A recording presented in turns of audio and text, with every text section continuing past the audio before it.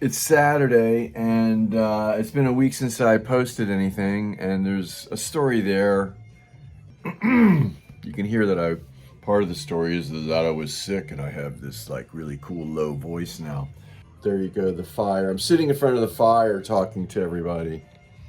Last week I was on here, and I was feeling a little sick, and kind of even mentioned it, and then it turned out by an hour or two after I posted that video last week, I got really sick. I had a very rough Friday night, and got up on Saturday, was feeling a little better, having breathing issues, which is part of the story that's foreshadowing.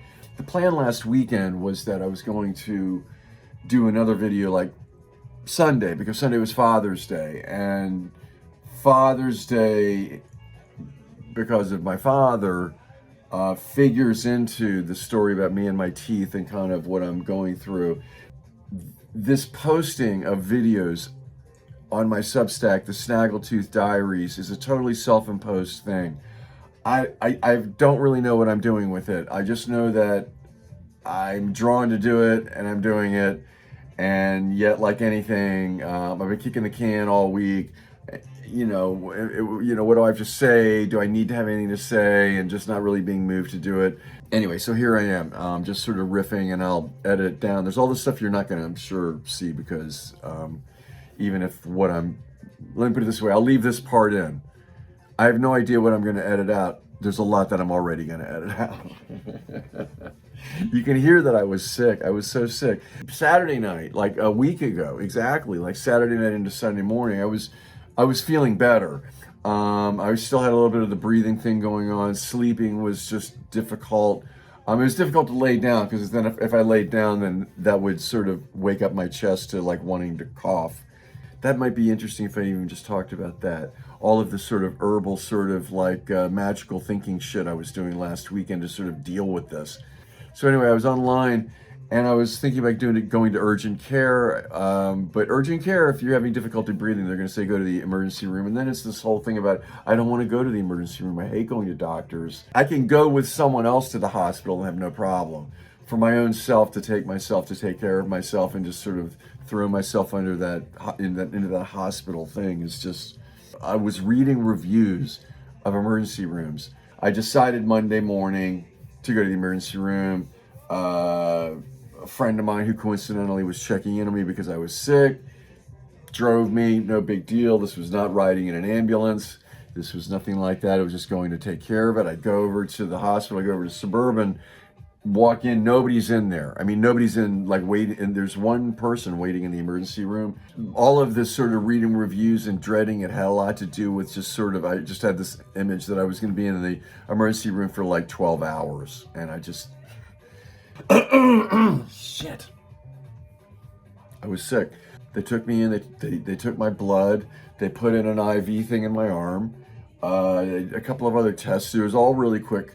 Vitals, blood pressure, all of that kind of thing. And then I went back and I was sitting down, and then they came out like 10 minutes later and said, okay, well, we're going to go back. And we went back, and they put me in a little room, chest x-ray, more blood tests. Doctor came, she's talking to me kind of as, she checked in with me. She was okay. I liked the doctor. Everybody else was great. The nurses and attendants were wonderful. The doctor, she was fine, but she was busy. And I understood kind of where I fell in the rank of things. You're seeing people in really, really dire straits. They're in the emergency room, like for real in the emergency room. And when I was being taken back to my room, coming the other way there was a bed being rolled, and there was this old woman, and I mean old. She must have been 80s, 90s, and kind of curled up in the bed.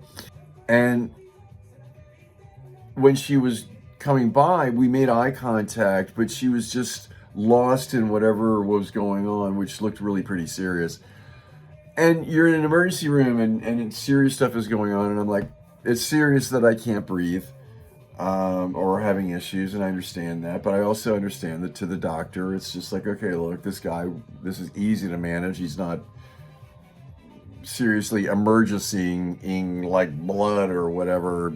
There's this guy over there, and he's in pain, and they're trying to touch him or something, and he's in pain, and I hear there's the whole negotiation going on with this guy about, well, we got to touch you, and no, don't touch me, it hurts, and it was just kind of terrible.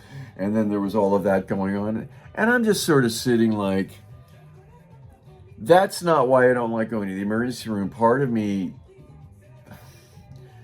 it's not that I like it, but it's so real when you're in the emergency room and you see people.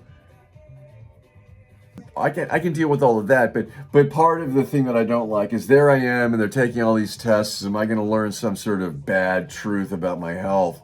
But I was just reading a book, actually, just happens to be handy.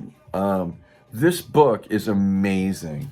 Barbara Ehrenreich is incredible. That's the book that I was reading. Very dense, really interesting book about war. So it's really interesting to be reading that while I'm thinking about Israel and Iran, while I'm in the emergency room, waiting for the next thing after the doctor just talked to me, ordered a CAT scan. Carla, I remember her name, she was fabulous and fun because I'm making nervous jokes, and she was funny and engaging, and she wheeled me down to get the CAT scan. And that was wild because of, I've got the thing in my arm that they can do the IV in, and they inject you with iodine to make the visible stuff for taking the CAT scan, sort of slicing a loaf of bread, pieces of x-ray through your chest. Sorry to be so technical. All of a sudden inject you with the iodine and you feel this rush. Kind of really cool, but this very weird internal warmth going through your body. And then the spinning machine, and a little while later they came in and they said, okay, well, this, it's still good. You got a little sort of inflammation up here. You should go see a doctor guy. And here's the name of a doctor guy to go sort of, just to get it checked out, your skeeter weeder, but, basically look fine, this and that. Gonna give you a couple of prescriptions, that kind of thing. Go on, get out of here. So I'm caught up in a hospital and being sick in the middle of all of this stuff that interrupts me wanting to talk about my teeth and my relationship with my father on Father's Day, and all of this is going on. And in terms of the reason I'm doing these videos, it was a good thing to be sick last week and to go through all of that, because it definitely put things in perspective in a way. I laid around for 2 solid days, and then even after that took it easy. I did a lot of laying around last week. That was a really good thing. It was a really good time out. And back to sort of the reason why I do these videos at all, which has to do with my funky teeth and financing that and talking about it and trying to get myself motivated in some way to sort of really take care of this in a way that isn't just like I keep kicking the fucking can about this endlessly. This is just a part of me kicking the can if you're watching this. I'm talking now. How long have I been talking? The fire stopped. Wait a minute. And it's like being weird and froze. It's a frozen fire.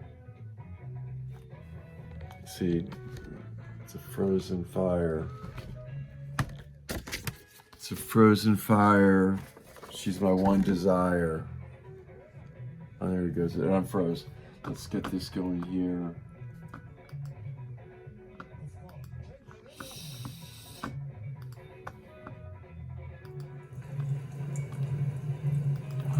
I can hear it.